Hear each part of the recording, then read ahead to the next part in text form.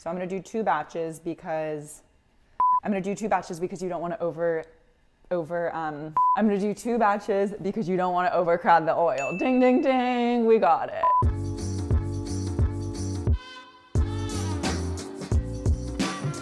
All right, folks, welcome back to Maxie's Kitchen. We've got a fun little challenge here today. It's home cooked versus KFC. I made some chicken tenders from scratch, and then I also ordered some from KFC, and we're gonna make my husband do a blind test and see which he likes better. May the best chef win.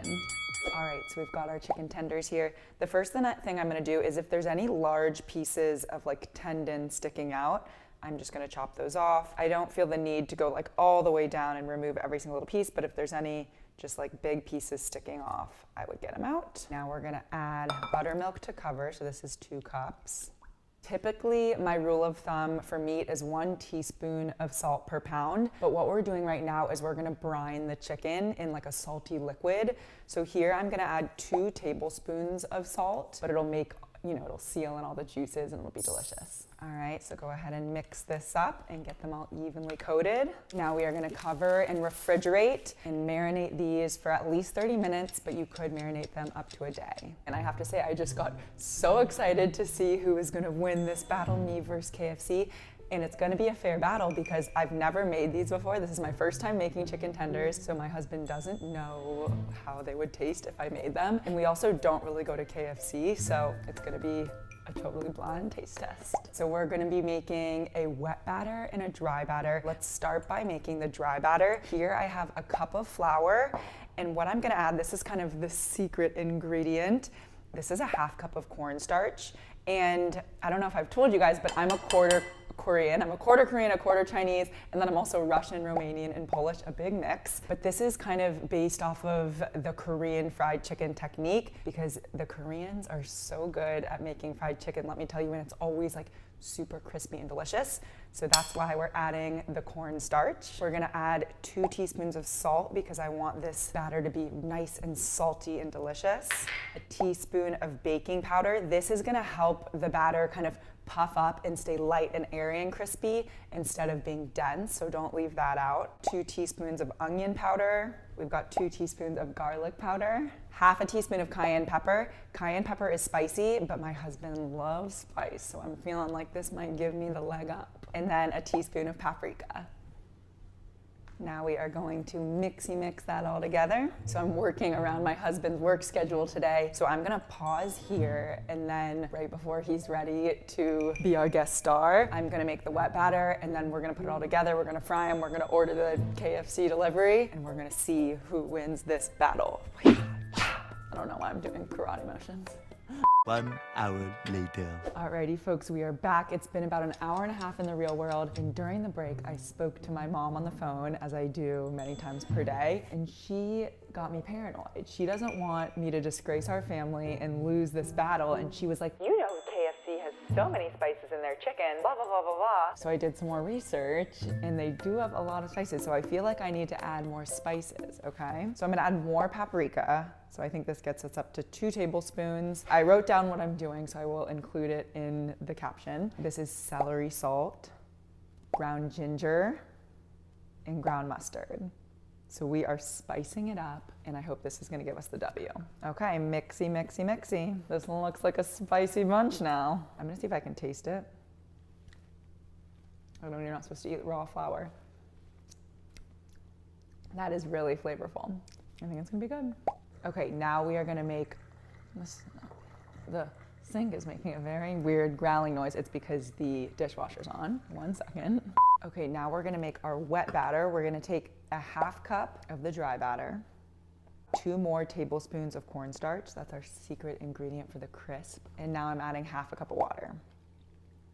Okay, let's whisk that up. There is our wet batter. It should be pretty thin. And we are going to take our chicken. We're gonna take it from the buttermilk. We're gonna drip that off. We're gonna go into the wet batter, and then we're gonna go into the dry batter, and we're gonna kind of press it on, and then we're gonna fry it. You guys, I keep coming back and I have like all this flour on my shirt. Wasn't a good day to wear black. We're surviving. Okay, folks, it is time. So I'm on DoorDash. I'm getting 5 tenders, and I'm gonna get some of the honey mustard sauce and the buffalo ranch sauce. And the timer starts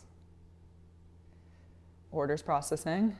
Order is submitted. It should be here in 30 to 40 minutes. Okay, let's get over to the stove, quick. All right, folks, the moment you've all been waiting for all day. We are about to fry, which means you're one step closer to seeing who won this competition, me or KFC. I don't know, but I hope it's me. So what we're gonna do is we're gonna heat up the oil. I always recommend using a meat thermometer to test the temperature of the oil. This is not my preferred meat thermometer for this use case. This is a meat thermometer for like a roast, but my other one's out of battery. So, you know, we make do.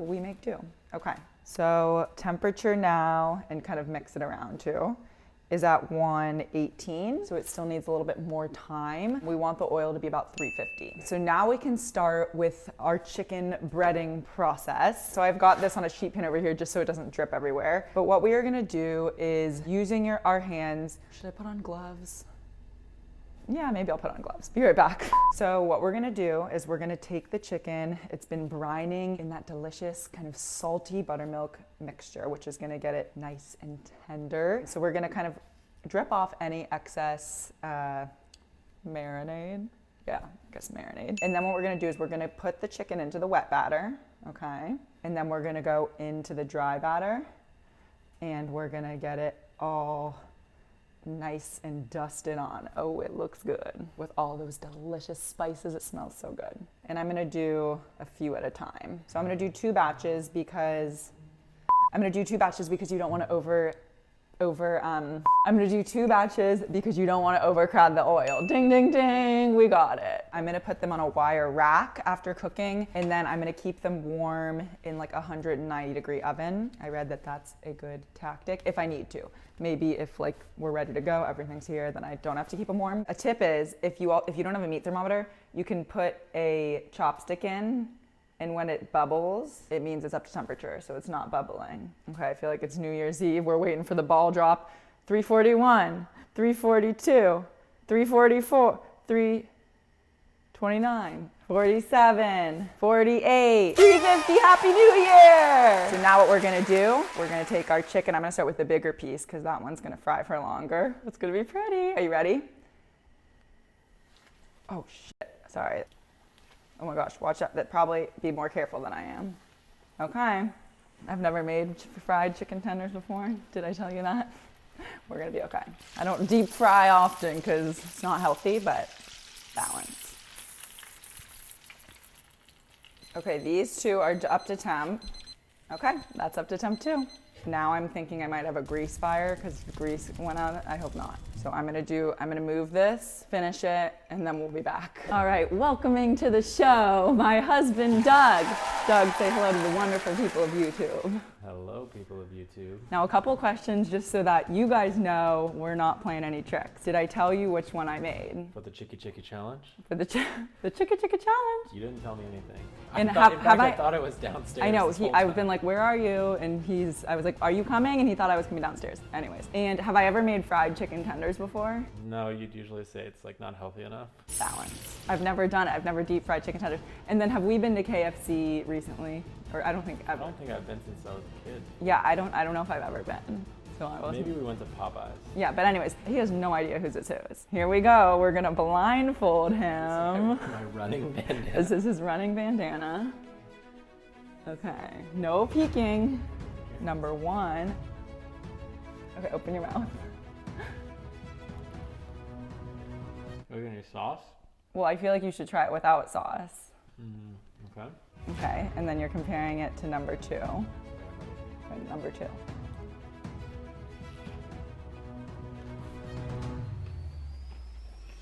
Number two is way better. Number two is way better? Mm-hmm. Woo! That's Maxie's kitchen! Wow, I'll have more of number two, please.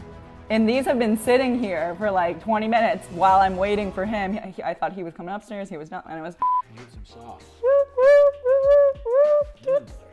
These are good. Like and subscribe. Did you like this challenge? Let me know. Should we do more? What else should we do? I need your ideas.